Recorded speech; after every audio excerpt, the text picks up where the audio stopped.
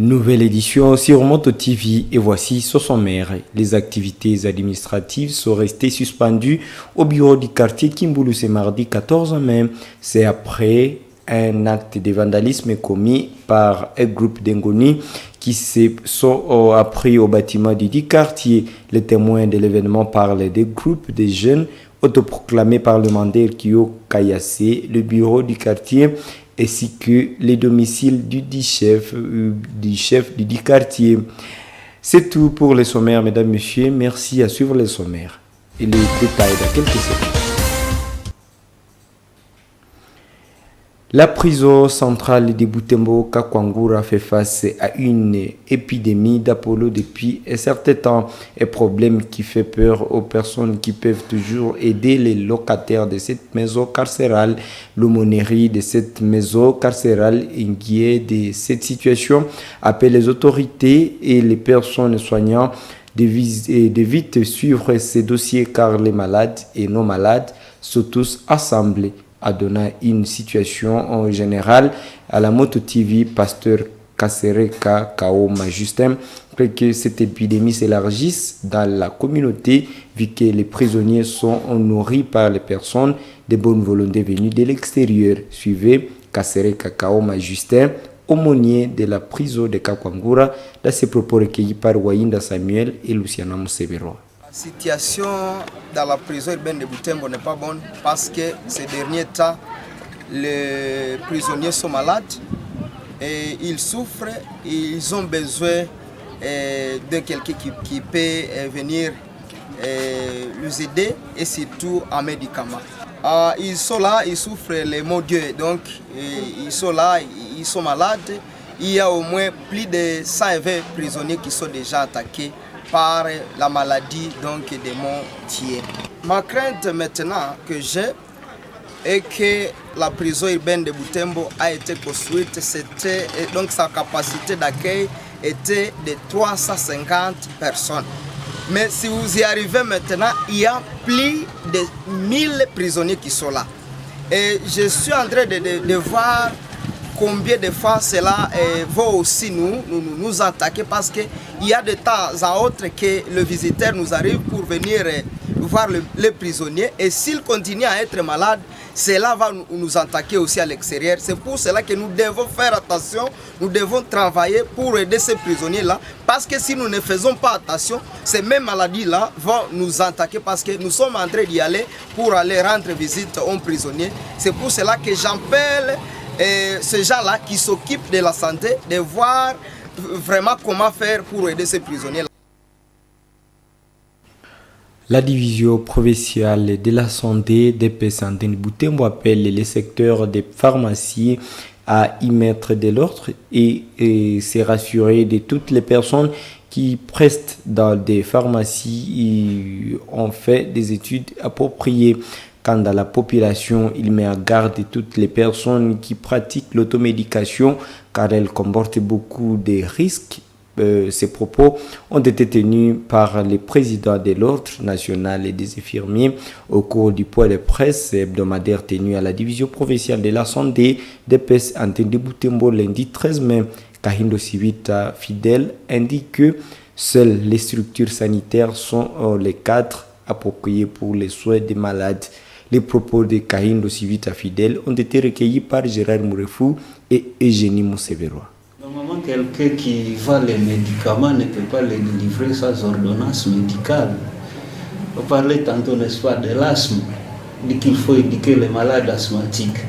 Oui, un malade asthmatique, quand il a des problèmes, s'il doit se rendre à la pharmacie pour acheter des médicaments, est-ce qu'il connaît quels sont les médicaments qui sont contre-indiqués chez l'asthmatique? Il risque d'aggraver sa situation. Cette automédication, elle est vraiment déconseillée. Les malades devraient se rendre devant un médecin avant d'acheter les médicaments. C'est le médecin qui doit indiquer aux malades aussi les médicaments qu'il faut acheter. Normalement, ce n'est pas dans les officines, donc ce que nous appelons pharmacie. Là, ce n'est pas là-bas qu'on devrait examiner les malades. Oui. Bon, et puis, les gens qui travaillent, c'est l'argent qu'ils visent. ce n'est pas nécessairement la qualité des soins. Donc, comme je suis en train de le dire, avant qu'un malade ne se rende là-bas, il fallait qu'il soit d'abord examiné. S'il y a des pratiques contraires à la loi qui se font dans ces officines, bon, s'il y a, n'est-ce pas, une inspection des pharmacies qui devrait s'occuper de ces infractions-là, c'est elle qui doit voir qui travaille où. Parce que ce n'est pas n'importe qui devrait s'occuper de la vente des médicaments. Donc c'est à eux de voir, est-ce que ces gens-là ont les compétences nécessaires.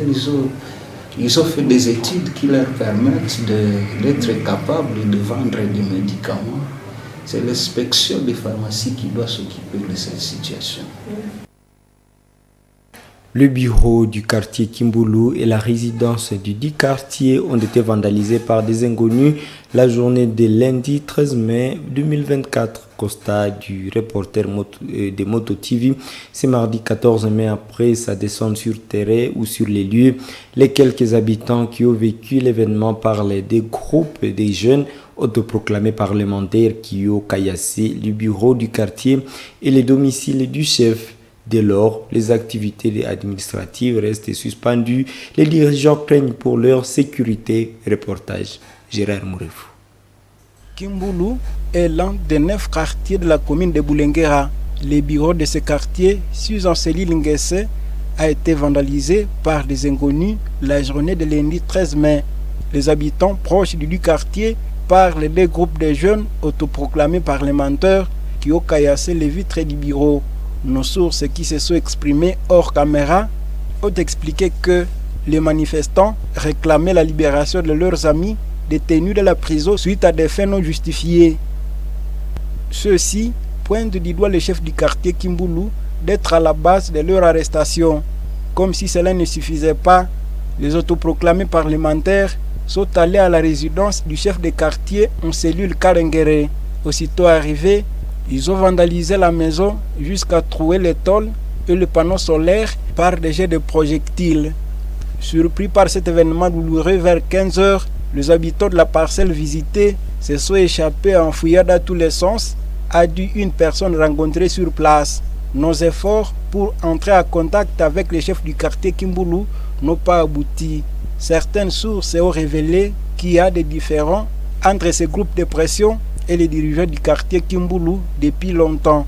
Cette situation rend victime parfois les installations du bureau nouvellement construites par les Fonds sociaux de la République, mais également les résidences des particuliers. Suite à cette situation, les activités administratives souffrent et les dirigeants vivent à Canchette.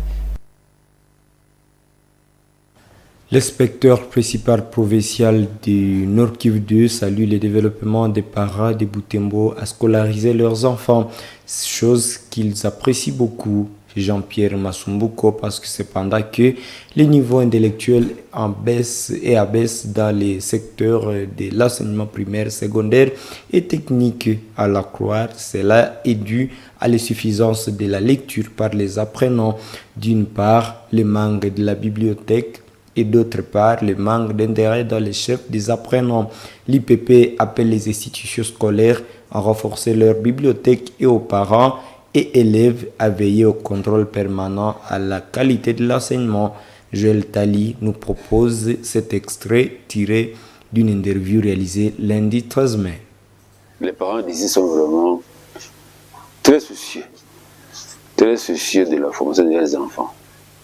Parce que je vais me rappeler que quand ça flottait un peu, on ne savait pas. Est-ce qu'on va aller chez les parents? Est-ce que l'État va payer? En tout cas, beaucoup de parents sont venus pour me dire, nous voulons payer pour nos enfants. Nous ne voulons pas que nos enfants passent un examen d'État approximatif. Moi, ce que souvent je demande aux élèves, il faut dire aussi à la communauté, nous devons encourager les enfants à la lecture. Vraiment, la lecture, il faut qu'on y revienne. Absolument. Si nous voulons que les niveaux puissent en tout cas être haussés, il n'y a que ça qu'on peut faire. Malheureusement, souvent on trouve que les bibliothèques ici, il n'y en a pas beaucoup. dans beaucoup de nos écoles, il n'y a pas de bibliothèque. Nous sommes en train vraiment de bousculer les écoles pour qu'il y ait une bibliothèque. Je vais demander à la communauté, notamment les parents, parce que les parents, quand ils envoient son enfant à l'école, il faut d'abord qu'il aille voir cette école, il y a quoi? Qu'est-ce qu'il y a dans cette école? C'est quelle offre scientifique que cette école a à proposer aux élèves? Être exigeant, surtout sur le plan de matière didactique. Être exigeant envers l'école sur le plan de matière didactique, manuel, programme et tout ça. Ça c'est là, et même les enseignants qualifiés. Une fois, j'étais par des élèves qui s'appelait Comité des élèves de Butembo. Ils étaient arrivés ici, j'avais reçu. J'ai échangé avec eux.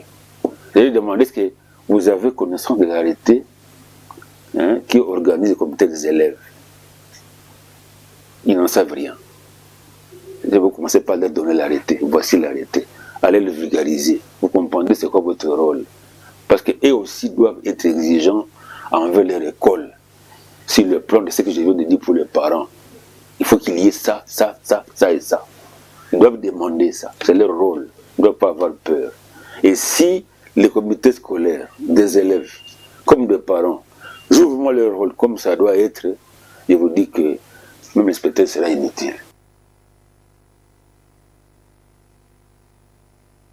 La province du Nord Kivu devrait être exemptée de certaines taxes et déclarée comme zone sinistrée du fait que cette province connaît beaucoup de sécurité. C'est ce qui fait que l'État devrait aussi manifester sa clémence envers la population de certaines situations. C'est la réaction de Maître Vianney Kandira après le suicide d'un chauffeur devant les agents de la PCR la semaine dernière. Selon cet activiste des droits de l'homme, la famille de la victime mérite un accompagnement de l'État. Entre-temps, les autorités doivent veiller pour que pareille situation ne se présente ou ne se produise en aucun cas. Suivez-le. En fait, le premier document dont on a besoin pour conduire un véhicule, c'est le permis de conduire. À part le permis de conduire, il y a normalement les contrôles techniques, c'est-à-dire on doit vérifier si l'engin est à mesure de rouler. Et à part les contrôles techniques, il y a également l'assurance, parce que quand on circule, on est exposé à beaucoup de choses, ce qui fait que vous devez aussi assurer votre engin. Et voilà plus ou moins les documents les importants. Nous sommes dans un contexte difficile.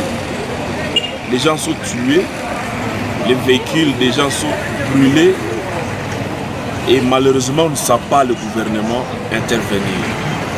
Et si on était vraiment sérieux, normalement ici chez nous, on devait nous déclarer une zone sinistrée.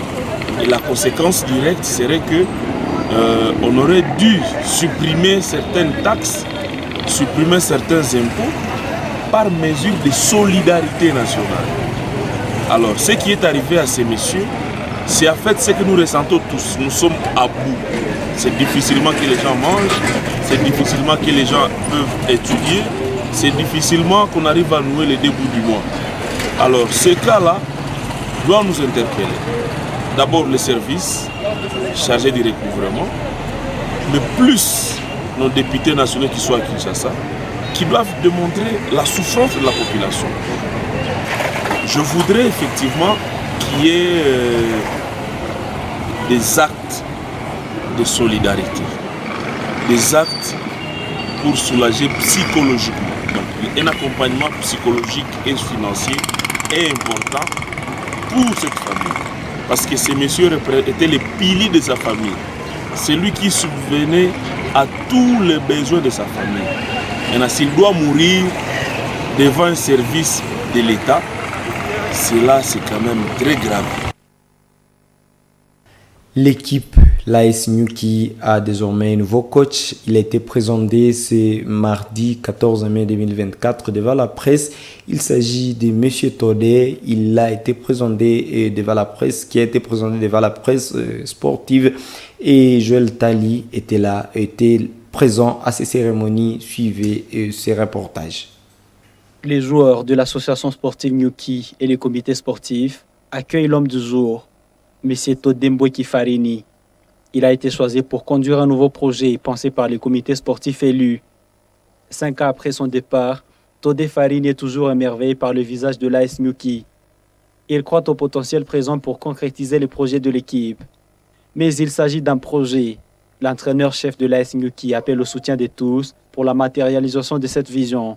La première chose que je voulais signifier, c'est juste remercier les comités sportifs dirigés par l'honorable Bindoulé Crespin pour la confiance qu'ils ont mis à ma modeste personne. Certes, il y a autant d'entraîneurs qui existent dans cette province, dans ce pays, dans ce monde, mais le choix que le comité a fait, ça en va tout droit au cœur. Donc je les remercie infiniment. La deuxième chose est que je voulais plus m'adresser aux fanatiques. Nous venons encore une fois, comme nous l'avons fait dans le passé, construire cette équipe de Myuki. Certes, l'équipe existe, c'est pas dire que l'équipe n'a pas existé ou n'existe plus, l'équipe existe et nous allons nous mettre sur la continuité.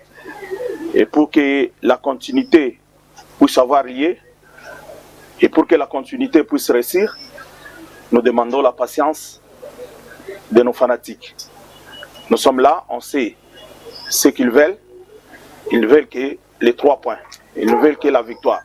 Le projet a été discuté à l'interne par le comité sportif avant de jeter les dévolus sur Todé Farini. Son premier vice-président réitère le vœu du comité pour l'accompagner jusqu'au bout. Todembo Kifarini est un habitué du team vert et noir. Passé par le club en 2017, il a ensuite entraîné plusieurs grands clubs en RDC, tout comme à l'étranger. Avant d'être appelé pour diriger l'association sportive Myuki, celui-ci a entre autres entraîné le Daring Club Virunga de Goma.